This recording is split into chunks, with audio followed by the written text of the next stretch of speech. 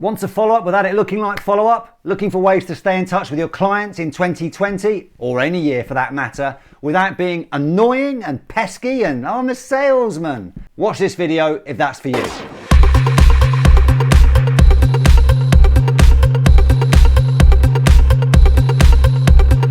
Something I've been doing increasingly towards the end of 2019 is to go to people, to businesses with solutions to problems that they haven't even asked me to solve.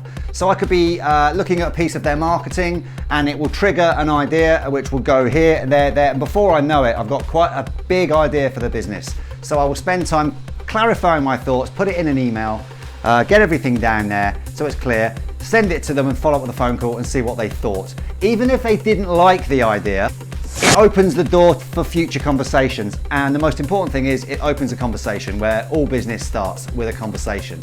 People ask you for proposals and quotes and you go back, but don't wait to be asked. Get in there with your own ideas before someone's asked you about it, because truth is they may never ask.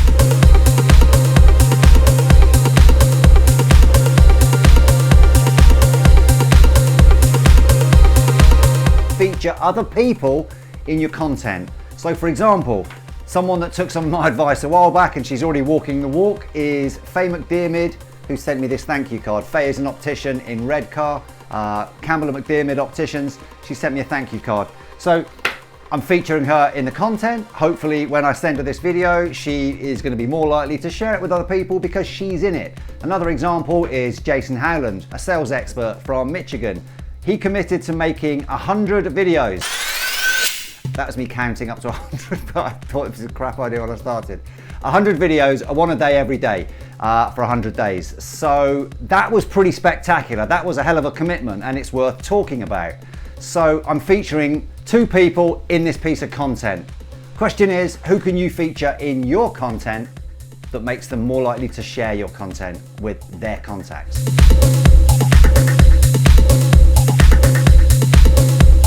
The greetings card, an art form that seems to have been forgotten in recent times because people are lazy. It's so much easier to type happy birthday than it is actually to put your coat on, go down the shop, buy a card, come back, write it. Where's the address? Look up the address, put it on the envelope. Oh, I haven't got any stamps. Get a stamp, go and post it. People appreciate the effort you go to send a card, obviously. People can't be asked to do that these days. So if you send a greetings card to somebody, not only are they going to appreciate the effort you've gone to because they probably can't be bothered to do it themselves, but it's going to sit on their desk and every time they look at it for a week, maybe 2 weeks, they're going to think of you. Greetings cards have a long shelf life. So they're a massive and such an easy way to stay in touch. Don't buy greetings cards because they can be £2 or £3. You could buy 100 greetings cards designed with your own messages, branded, etc., your own pictures for less than £100. So half or a third of the price. You have to be creative about finding a reason to send a card. Congratulations, thank you, even a blank card with a message, right? The thing is, never send a Christmas card or a birthday card because that's when everybody else is going to send cards, if in fact they're going to receive cards. People do actually send Christmas cards still, limited on birthday cards. If you send a Christmas card, what's the point? You're going to be one of 10, 20, 100 other Christmas cards, and they're not even going to know if you've actually probably sent it if you ask them in January. A New Year's card, much more creative. No one sends New Year's cards. You send a New Year's card, it's going to stand out. So do not get involved in all of this.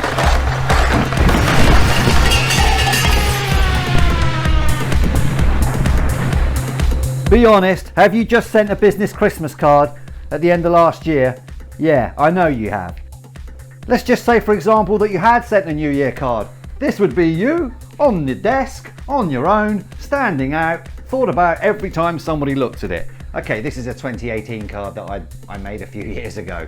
But if it was your thank you card any time of the year, or your congratulations card, or your hi, remember me card, or it's been a while since we spoke card, it would be you.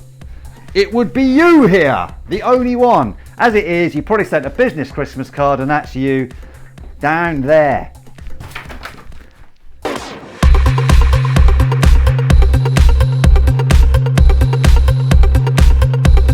make a help video, like I'm doing here. Something that you're good at, something that your clients aren't, something that you enjoy, something that your clients don't, something that you spend all day thinking about and something that your clients don't, which is what makes you good at it.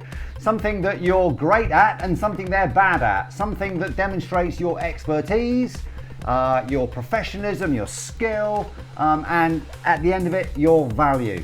The video's got to be all about them and helping them solve a problem that they're experiencing in their lives or in their businesses. Whatever your product or service solves, concentrate on that. Don't talk about yourself because no one's really interested. They're only going to watch the video to help themselves out.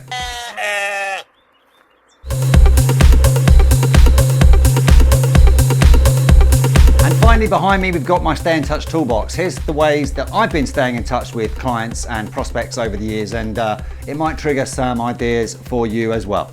So we have regular emails and list emails, as in newsletters. Don't rely on that alone. A lot of people will say stay in touch with a newsletter, but the open rates are ridiculously low considering the amount of people that receive them. Most underused and underrated way to stay in touch, and pretty most powerful, is the phone. I didn't talk about it here because it was too obvious, but I almost included it. Text messaging now, along with WhatsApp and Messenger, are brilliant. Social media, I like to use an image when I post things, so that was obviously social media is a way to stay in touch. You can tag people in tweets. Email, we've got email up there as well. Email, e-cards was a thing quite a few years back. The cards that, animated cards that move that you can email to people. Greetings cards, as we've already said. Postcards, similar thing on that. Letters, who the hell sends letters these days? Brilliant way to stay in touch, classy. Lumpy mail, that is like a jiffy bag with something that's lumpy that intrigues people to open it because it's intriguing.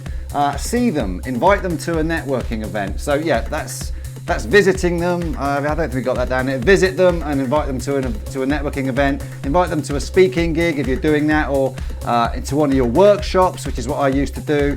Introduce them to somebody. That's another good way to stay in touch with people. I send people my book quite a lot. A LinkedIn skill endorsement. Obviously you can connect with people on social media, but take it up a level and endorse them for a skill on their profile. Contact from somebody else in your company. So if things have gone a bit stale with you, why not get somebody else in your organization to pick up the ball and get them to contact them. Historical hometown photo is something I've come up with.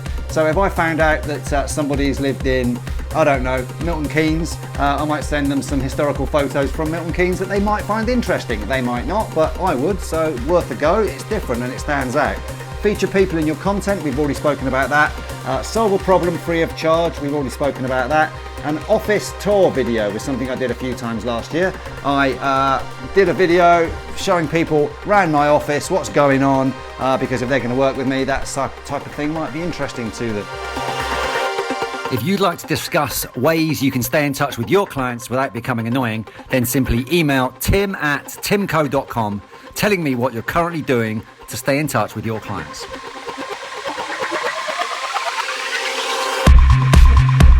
Typically what will happen then is I'll give you some ideas. Those ideas won't cost you anything. You'll only pay me if you want me to make those ideas a reality for you. You're most welcome to go off and make those ideas a reality for yourself.